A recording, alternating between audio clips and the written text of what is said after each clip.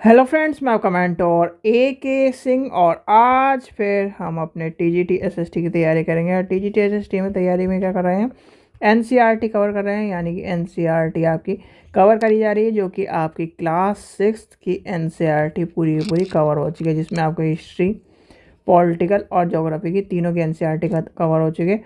आज हम देखेंगे क्लास 6 की से कवर होने के बाद आज हम देखेंगे क्लास 7 की, यानी क्लास 7 की पॉलिटिकल साइंस की एनसीईआरटी देखेंगे। और पॉलिटिकल साइंस की एनसीईआरटी में देखेंगे जो टीजीटी एसएसटी में हमारे इम्पोर्टेंट टॉपिक्स हैं जो हमारे एग्ज़ाम में आ सकते हैं, वो हम यानी कि महत्वपूर्ण चीज़ों को देखेंगे और चीज़ों को इग्नोर करेंगे।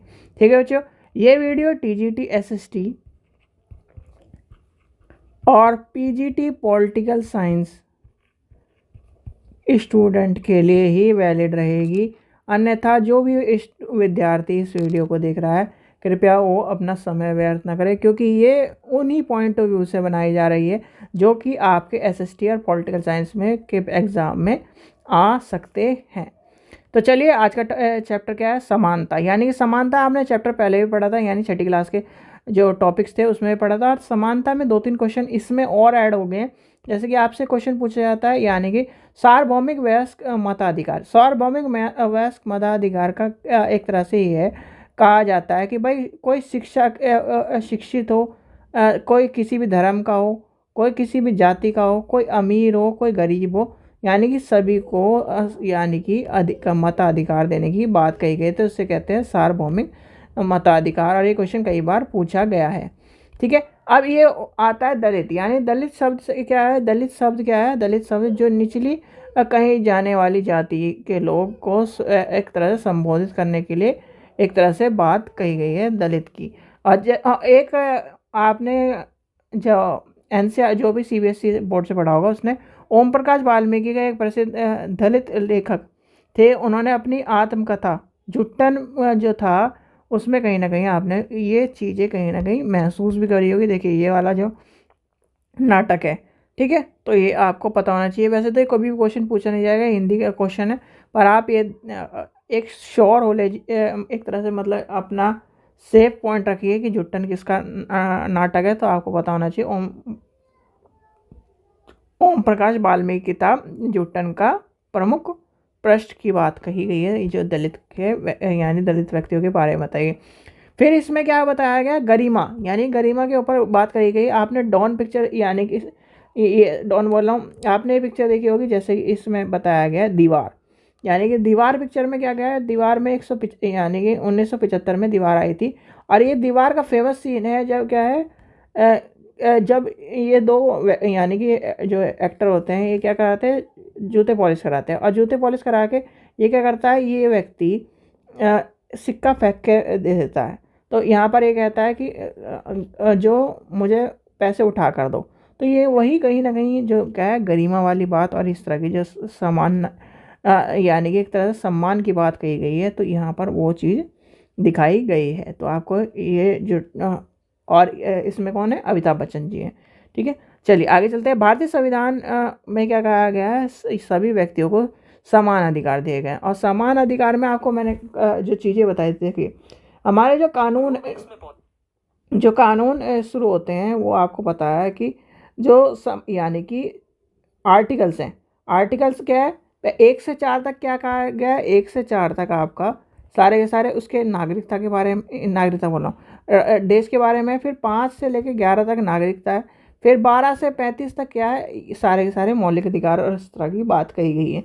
तो उसके बाद आपके क्या है, नीति निर्देश तत्व और कहीं ना कहीं 51A तक, यानी कि 36 से 51 और 51A, यहाँ तक की सारी कहानी आपको रटी हुई होनी चाहिए जब आप पॉलिटिकल का पेपर देने जा रहे हो। तो ये सारे के सारे ज़रूर पढ़ लेना, क्योंकि ये इम्पोर्टेंट रहे हैं संविधान में। मौलिक अधिकार और यहाँ तक की जो बात है, सबसे ज़्यादा पूछे जाने वाली चीज़ रही है। ठीक है, यानी कि समानता के अधिकार में देखो, समानता के अधिकार में कानून के समक्ष समानता, कानून के जो समक्ष समानता, संरक्षण। और एक आता है धर्म, मूल, जाति, लिंग, जन्म, जात के आधार पर भेदभाव न करना। फिर आता है दुकान, होटल, कुएं, तालाब, इसके यानी कि इसके में प्रवेश करने की समानता। और सबसे ज़्यादा क्वेश्चन जो पूछा जाता है, एक पूछा जाता है आर्टिकल 15 का और एक पूछा जाता है आर्टिकल 17 का।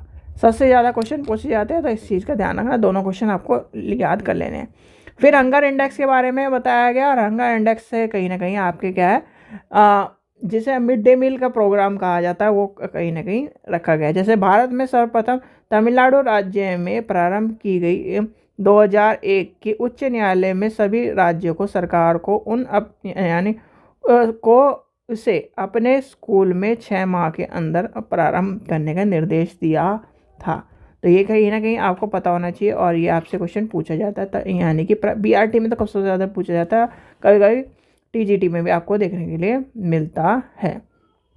ठीक है, फिर आता है ये वाला क्वेश्चन, सबसे इम्पोर्टेंट क्वेश्चन है, जो क्या है अफ्रीका अमेरिकन महिलाओं का, यानी कि इसमें क्या दिया है, एक अफ्रीका अमेरिकन महिला थी जो यानी कि रोज फॉक्स क्या 1 दिसंबर 1955 के दिन भर काम कर के थक जाने के बाद भी बस में उन्हें अपनी सीट एक गोरे व्यक्ति को देने से मना कर दिया। तो उसके दिन इनकार के अफ्रीका और अमेरिकनों के साथ असमानता लेकर एक विशेष आंदोलन प्रारंभ हो गया, जो कि नागरिक अधिकार आंदोलन यानी सिविल राइट्स मूवमेंट कहलाया गया।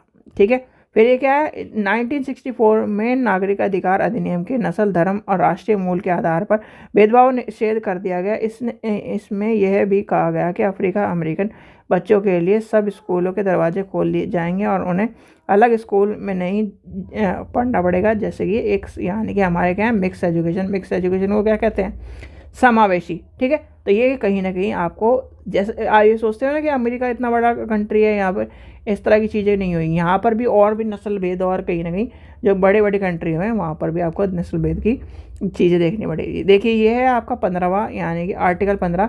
आर्टिकल 15 क्या है, धर्म, मुँह, वंश, जाति, लिंग, जन्म जात के आधार पर भेदभाव नहीं होगा, और ये सही कहीं ना कहीं इन सब चीज़ों के बारे में लेके चलता है। फिर आगे देखते हैं इसमें क्या इंपॉर्टेंट है। देखिए यही चीज़ इंपॉर्टेंट है, और ये एक चीज़ आपके क्वेश्चन आ सकता है, ये वाला क्वेश्चन है जो आपका क्या है इम्पोर्टेंट रहा है, जो कई बार पूछा गया है, यानी कि दिव्यांग अधिकार अधिनियम 2016, यानी कि आपसे पूछा जाता है दिव्यांग अधिकार अधिनियम 16।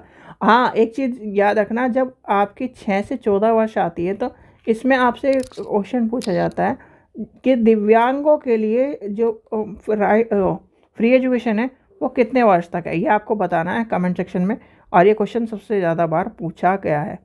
ठीक है, चलिए, आशा करता हूँ आपको वीडियो पसंद आएगी। वीडियो पसंद आए तो लाइक करें, चैनल को सब्सक्राइब करें, वीडियो को ज़्यादा से शेयर करें। Thank you.